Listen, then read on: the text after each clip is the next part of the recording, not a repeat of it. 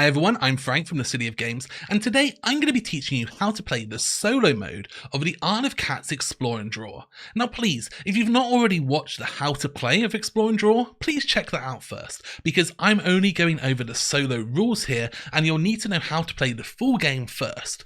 I promise you, there's no rules you're going to learn in that video that aren't going to help you in this video. And please remember, everything you're going to see in this video is a prototype component, and this is not representative of the final pieces you're going to get, but the rules are final and it's going to teach you everything you need to know. So let's get started. In the solo mode, our evil sister has snuck aboard our boat and she's trying to claim credit for everything we do. So we're going to be combating her while we try to rescue cats from the island. All of the normal rules remain the same. We set up the game the same, we put out the cards the same each round. We're playing over 7 days and we've got our boat and we've got our lesson sheet. The only difference is we're going to have a sister player who uses 3 different decks of cards. She is going to use the solo colour cards, and we're going to start by putting one of these out face up on the table, and then we're just going to put the rest of the deck, there are 4 more cards next to it for later on. We're then going to take the solo lesson deck, and you'll see these all labelled along the bottom, and we're going to draw 3 of these at random, and we're going to put them face up on the table so that we can see them. Now this is everything we need for the easy mode of the solo game.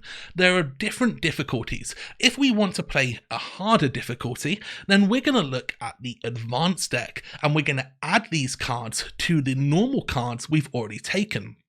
For a medium game, we're going to add 1 advanced card. For a hard game, we're going to add 2. For a very hard game, we're going to add 3. And for an expert game, we're going to add 4.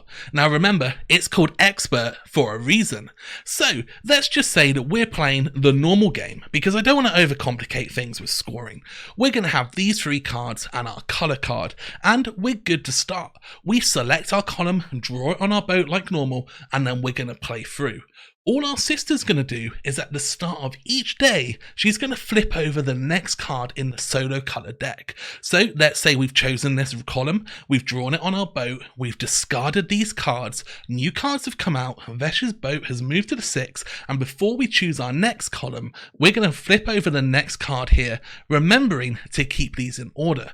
By the end of the game, we are going to have flipped over all 5 of these cards. We're going to flip 1 over at the start of each round until we run out of them, so we won't have any to flip for the last couple of rounds, but that's probably for the best. At the end of the game, your sister is going to score points based on what you've done on your boat. So let's say, for example, we have drawn a purple cat, and let's just draw a purple cat here. Let's also say that we've drawn a green cat, and we'll just draw a green cat here. So, at the end of the game, your sister is going to score 5 points for every green cat that is on your boat. This is because this is the first card that came out. The next card will be 4 points, the next will be 3, the next will be 2, and the next will be 1. So every cat on your boat is going to score your sister points, but the earlier the card comes out, the more points, the later it comes out, the less points. So in this instance, she would get 5 points for the green, she would get 1 point for the purple, and as I say, 4 for blue, 3 for orange, and 2 for red. You would write this down, and then you'd go on to her lessons. She is going to score her lesson cards based on what you've done on your boat. So she will get 5 points for every visible rat. So not only do you lose a point for each visible rat, but now she's going to get points as well. So you're going to really want to focus on them with this card.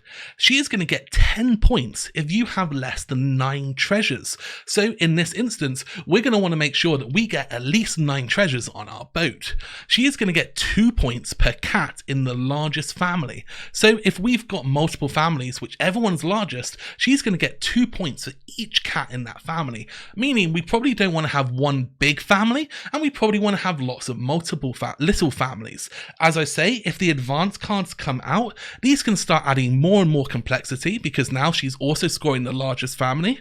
Now she's getting 3 points per common treasure, which means if we need to have more than 9 treasures, then, or 9 or more treasures, then she's she's going to be getting lots of points unless they're rare treasures.